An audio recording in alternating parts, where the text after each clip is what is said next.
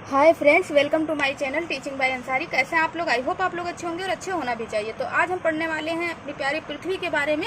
तो आपने जो है पृथ्वी को बहुत बार जैसे कि मॉडल के रूप में बनाया होगा या फिर उस जो मतलब मिलते हैं बैग उसमें लैब में ऑफिस में अक्सर रखे रहते हैं। तो आपने स्ट्रक्चर पृथ्वी का देखा होगा कि पृथ्वी हमारी कैसी है, गोल है।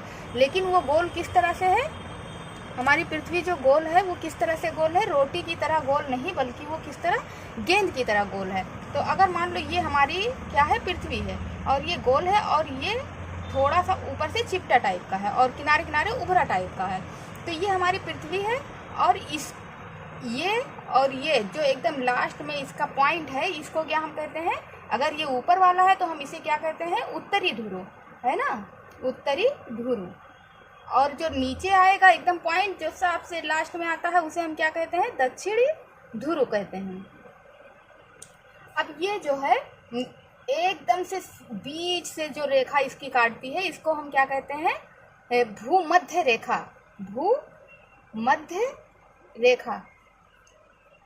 और ये क्या होती है?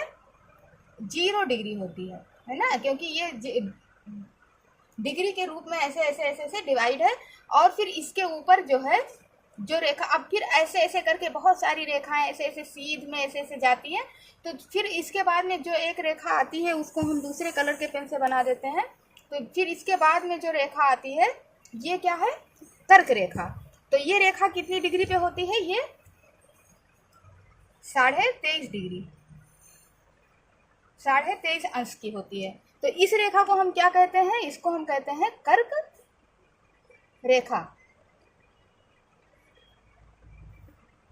और ये रेखा जो 23.5 डिग्री पे होती है, ये जो उत्तरी साइड में, क्योंकि इसको तो मैंने 0 डिग्री से डिवाइड कर दिया, और जो 0 डिग्री वाला इक्वेटर होता है इसको हम क्या कहते हैं? भूमध्य रेखा। अब इसको हम क्या कहते हैं? जो ऊपर उत्तरी ध्रुव की तरफ 23.5 डिग्री पे झुका रहता है।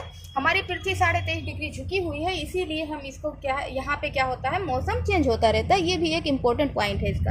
अब फिर इसको हम कर्क रेखा कहते हैं। अच्छा, अब दक्षिण साइड में भी एक 23.5 डिग्री पे एक रेखा है, तो इसको हम क्या कहेंगे? ये तो ऊपर वाला हो गया, तो ये भी कितना है? 23.5 डिग्री है। इस रेखा को हम कहेंगे मकर रेखा। मकर रेखा। अच्छा चलो, अब ये हो गया।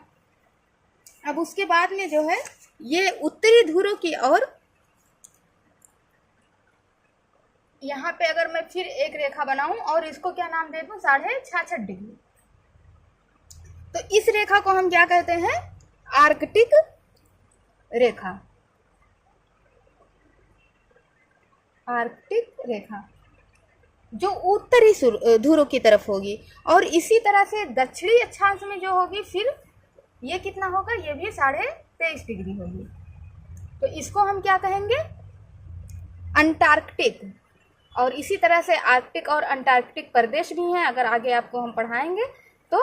अंटार्कटिक रेखा। तो आई होप ये एकदम से जनरल सा रफली आपको बहुत कायदे से समझ में अगर आ गया होगा। इसीलिए मैं बहुत ज़्यादा इसमें वो नहीं करती हूँ कि समझ में ना आए।